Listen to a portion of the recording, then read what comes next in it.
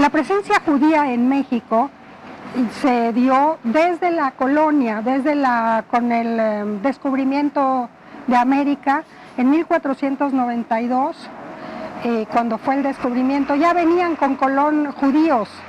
No sé si ustedes se recuerdan, en 1492 fue también la expulsión de los judíos de España.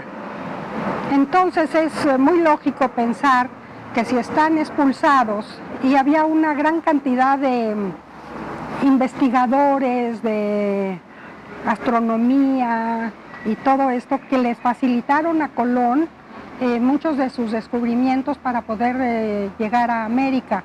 Bueno, es otro asunto si llegó a él, creía que llegaba a América, pero en 1492, que salen todos los judíos expulsados, muchos se vienen con Colón y luego con Cortés, y así siguen, a pesar de que la Inquisición no permitía que los cristianos nuevos, o sea, porque para quedarse en España y que no los expulsaran, tenían que convertirse al catolicismo. Perdón si no uso bien cristianismo o catolicismo, ¿verdad? Entonces, si se convertían, eran cristianos nuevos. Entonces no les permitían venir a las Américas. Sin embargo, claro está que se encontraron el modo de llegar, todos estaban huyendo y llegaron a México. Durante varios siglos trataron de llevar a cabo clandestinamente su religión. Estos son los que se llaman criptojudíos, que aparentemente eran cristianos, pero clandestinamente cuidaban todas sus tradiciones.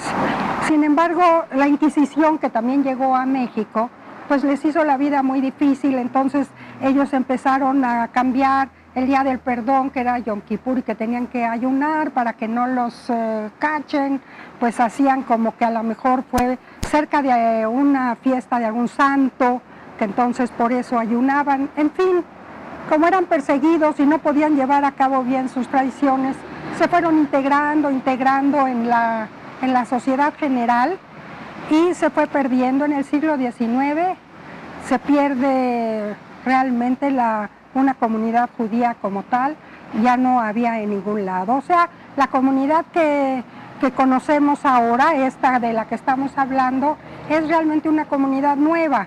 Es una comunidad que llegó aquí a finales del siglo XIX, todavía con el porfirismo, que se invitaba a empresarios, a gente que venga, inmigren, para que ayuden a la prosperidad del país. Y casi todas las cosas que estaban en manos de la iglesia se vuelven civiles, como por ejemplo los panteones. Los panteones estaban en manos de la iglesia y les redituaba muchísimo. Entonces no querían soltar los panteones. Sin embargo, bueno, era parte de la modernidad y de las nuevas leyes y todo esto. Entonces llegan a finales del 19 judíos que vienen, no huyendo, pero sí para liberarse del Imperio Otomano, que ya estaba muy deteriorado, y empezaron a surgir movimientos antisemitas que los marginaban. Entonces de los países balcánicos empiezan a llegar algunos judíos a México, también de los países orientales, que también eran parte del Imperio Otomano, también empiezan a venir para acá. Y empiezan a llegar a México judíos de diferentes partes del mundo, de los Balcanes, de orientales. Los de los Balcanes venían hablando el español que se llevaron cuando los expulsaron de España. Muchísimos se fueron a todos esos países, a Turquía, Grecia, Salónica y todo esto, y se llevaron el español que se hablaba en ese entonces, ¿no? En el siglo XV. Y ellos siguieron conservando ese idioma entre ellos, añadiéndole, claro, como siempre sucede, palabras en hebreo o palabras de la cotidianidad turca o algo, y se hizo el idioma ladino, que es el que trajeron estas personas. Los que venían de los países orientales venían con el árabe, y los que venían de los países de Europa Oriental, los ashkenazim, ellos traían el yiddish. Ahora, aquí ahora parece que es una cosa muy natural, pero realmente fue un shock cultural, porque para empezar no sabían unos que existían los otros. O sea, mi madre, cuando vino en el barco, como les platiqué, era en la época de la Revolución Española. Entonces un cubano venía de regreso de la Revolución Española y pretendía a mi mamá.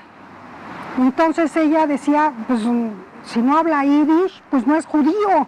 No, a mí mi mamá me dijo que me cuide de la trata de blanca, como decía ella. Entonces no quería, y el rabino le decía, sí es judío, lo que pasa es que es judío cubano, y no habla yiddish. Entonces ella pensaba que si no hablas yiddish, pues no eres judío. Por el otro lado viene otro señor que se llama Julio Bottom, que dice, cuando yo llegué a México, él venía de Salónica, dice, yo pensé que cuánto judío, todo el mundo habla español, todo el mundo habla ladino, entonces vine a un país de judíos. El atractivo también de este panteón es que vamos a ver cuántos orígenes de tantas procedencias, hay muchos idiomas, hay en hebreo, hay en inglés, hay en francés, hay en árabe, en ladino. Este está interesante, esta lápida, porque todas estas letras que ustedes ven en hebreo, pues las letras son en hebreo, pero está, digamos, escrito en ladino. O sea, se los voy a leer. Dice, los restos, si alguien de aquí sabe leer, para que se lea conmigo el hebreo. ¿No? Dice, a ver, indita. Indita, queburá. Ajá. Es una de descansan. Los restos. Es que la D y la R no la tiene muy... Del difunto. Mordejai. Eliau. Eliau Capón. Asesinado. Claro. Wow. Asesinado. A ver. Asesinado de una muerte repentina. Bajo una muerte repentina. Ajá. Sus distinguidos familiares ruegan al Todopoderoso a que su alma repose en paz. Amén. Esos de los que llegaron y creyeron que todos hablan ladino, ¿no? Ahora, aquí están unas letras que generalmente están en todas las lápidas, en todas las tumbas, y que en algunos casos vinieron gente muy joven, y vinieron muchos jóvenes a hacer la América y todo eso, y no tenían mucho conocimiento de las tradiciones y todo esto. Pero esta sí es una tradición importante, que dice, bueno, estas letras quieren decir, Tiye, Neshama, Tzrura, Betzror, Ahaim, que sea su alma unida, encadenada a la cadena de la vida, porque se supone que entran a una mejor vida.